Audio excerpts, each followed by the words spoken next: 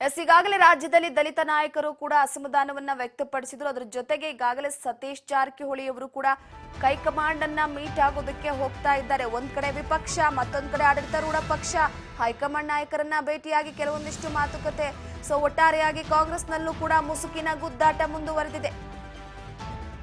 ಸತೀಶ್ ಜಾರಕಿಹೊಳಿ ಅವರು ಹೈಕಮಾಂಡ್ ನಾಯಕರನ್ನ ಭೇಟಿಯಾಗೋದಕ್ಕೆ ತೆರಳುತ್ತಾ ಇದ್ದಾರೆ. ಬಿಜೆಪಿ ನಾಯಕರ ಬೆನ್ನಲ್ಲೇ ಈಗ ದೆಹಲಿಗೆ ಕೈ ನಾಯಕರು ತೆರಳುತ್ತಾ ಇರುವಂತದ್ದು.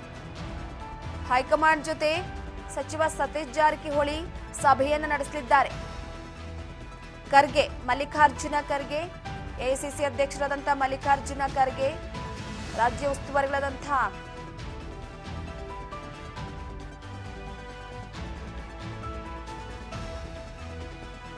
ಒಂದು ಕಡೆ ವೇಣುಗೋಪಾಲ್ ಅವರನ್ನ ಭೇಟಿಯಾಗಲಿದ್ದಾರೆ. ಈ ಹಿನ್ನೆಲೆಯಲ್ಲಿ ಒಂದು ಕಡೆ ವಿಪಕ್ಷ, ಇನ್ನೊಂದು ಕಡೆ ಆಡಳಿತಾರೂಢ ಪಕ್ಷ ಬರೀ ಹೈಕಮಾಂಡ್ ನಾಯಕರಿಗೆ ಹೋಗಿ ಕೆಲವೊಂದಿಷ್ಟು ವಿಚಾರವಾಗಿ ಅಂದ್ರೆ ಇನ್ನೊಂದೇನಾಗ್ತಿದೆ ಅಂತಂದ್ರೆ ಸದ್ಯಕ್ಕೆ SC/ST ಸಮುದಾಯದ ಪ್ರಬಲ ದಲಿತ ನಾಯಕರೆಲ್ಲರೂ ಬಲ ಪ್ರದರ್ಶನಕ್ಕೆ ಮುಂದಾಗ್ತಿದ್ದಾರೆ.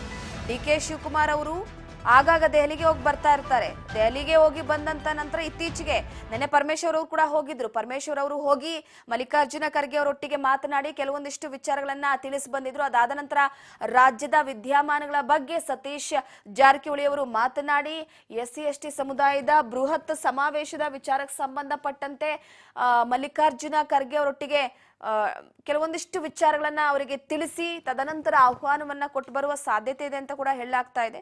ಬೃಹತ್ ಸಮಾವೇಶದ ವಿಚಾರಕ್ಕೆ ಸಂಬಂಧಪಟ್ಟಂತೆ ಒಂದು ಕಡೆ ಏನಾಗುತ್ತೋ ಗೊತ್ತಿಲ್ಲ.